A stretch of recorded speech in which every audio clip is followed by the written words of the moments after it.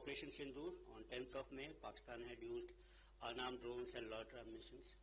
None of them actually could inflict any damage to Indian military or civilian infrastructure. Most of them were utilized through a combination of kinetic and non-kinetic means, and some of them, in fact, could be recovered in almost intact conditions. We need to focus on combat in future in this particular lower airspace. The ability to use LEO satellites for control of USS, enhance communication and navigation services, and increase the range and functionality of drones manifold. Conventional drones that work on principles of line of sight data link are limited in range and capabilities. Let's now talk about counter US system and a counter US grid. As drones and autonomous systems become the choice of weapons for targeting, developing counter US systems to protect our critical infrastructure and military assets assumes importance. Counter US operations are extremely complicated. Detecting, identifying, tracking, and utilizing drones involves creation of a counter US grid that must be capable of integrating and networking multiple technologies such as radars, sensors, jammers, as well as directed energy weapons.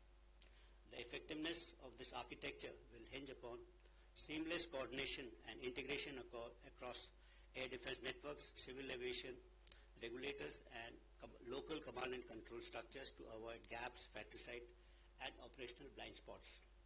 The modern counter-UAS system grid is not only about technology, it's about fusing disparate assets into a resilient, adaptive ecosystem that can dynamically respond to the evolving aerial threats in a contested lower airspace. Let's return to Atmanirbharta for both this drones and counter-UAS systems. Operation Sindoor has showed us as to why indigenously developed counter-UAS systems and counter-UAS systems built for our terrain and our needs are crucial. We cannot rely on imported niche technology that are crucial for our offensive and defensive missions. We must invent and build and safeguard ourselves. Dependence on foreign technologies weakens our preparedness, limits our ability to scale up production, results in shortfall of critical spares for sustenance and round-the-clock availability.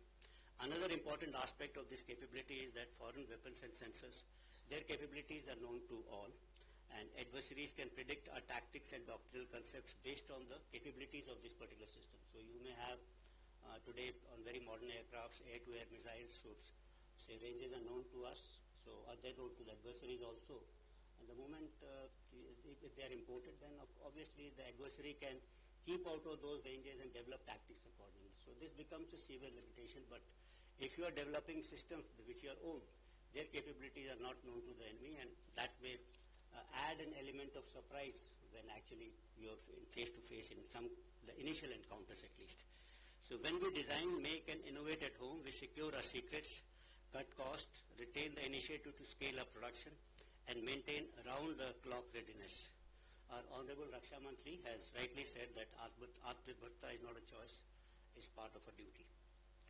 In warfare, you cannot win with yesterday's weapon systems in today's warfare. In fact, today's warfare has to be fought with tomorrow's technology. I'm happy to note that this workshop is deliberating on crucial issues for Indianization and improvement in existing US and counter-US capabilities. I would like all of you during the day's deliberation to focus on a few things. First, I think, is increased impetus on defense R&D to deliver next generation of solutions. Then encourage modular, upgradable design so that new technology payloads, AI modules, EW technology can be integrated quickly.